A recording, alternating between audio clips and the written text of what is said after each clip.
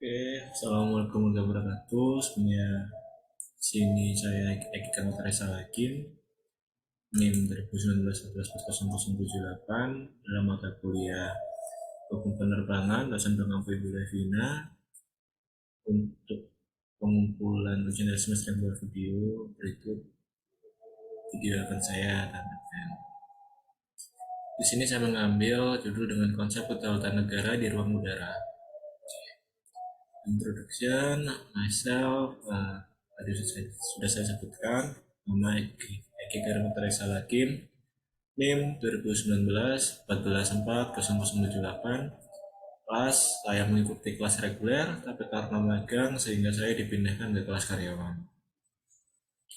Latar belakang kenapa saya mengambil judul tersebut dikarenakan kedaulatan negara merupakan salah satu hal terpenting yang harus dipertahankan oleh suatu negara. Sebagaimana diketahui dalam naskah konstitusi, syarat berdirinya suatu negara adalah adanya kedaulatan wilayah, rakyat, dan pemerintahan. Negara berdaulat didefinisikan sebagai negara adalah orang yang memiliki kekuatan tertinggi atau supreme power, yaitu tidak terpengaruh oleh kekuatan negara lain. Bebas dalam artian inilah arti seluas-luasnya, baik secara internal maupun eksternal. Jin Budin dalam tulisannya menyatakan pentingnya kedaulatan bagi penyelenggara pemerintahan, dan sejak saat itu kedaulatan menjadi isu sentral dalam pembahasan dokumen negara hukum internasional modern. Kualitas negara berdasarkan yaitu negara dengan otoritas tertingginya. Konsep kedaulatan negara yang pertama, kedaulatan negara di ruang udara menurut hukum internasional.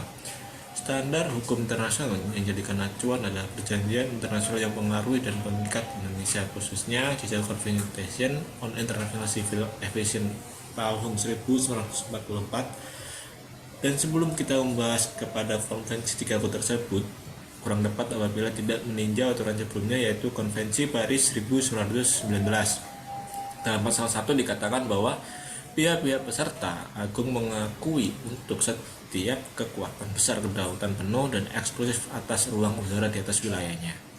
Yang kedua, kedaulatan negara di ruang udara menurut peraturan perundangan nasional. Yang pertama, kedaulatan negara di wilayah udara dan konstitusi. Yang kedua, pengaturan kedaulatan negara di ruang udara dalam Undang-Undang Nomor 43 Tahun 2008 tentang wilayah negara.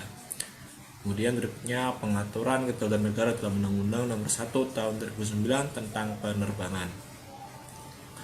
Dalam mendukung kedaulatan negara pada ruang udara, maka pembentukan Air Identification Zone atau ADIZ adalah wilayah udara tertentu di mana pesawat udara harus memberikan informasi identifikasi yang sebelum masuk ke wilayah udara bersangkutan atau negara lain. Dasar hukum yang membentukkan ADIZ adalah praktek internasional telah menjadi praktek internasional itu sendiri.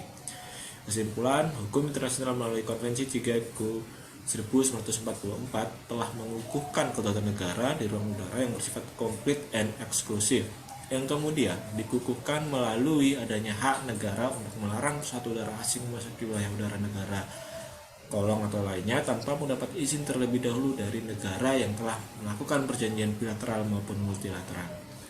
Diidentifikasikan bahwa masalahnya bermuara 3 hal, yaitu yang pertama, sulitnya penyatuan sanksi kepada personel karena pilot.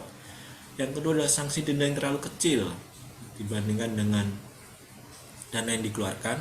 Dan yang ketiga adalah adanya dualisme dalam penanganan perkara pelanggaran izin terbang pesawat asing.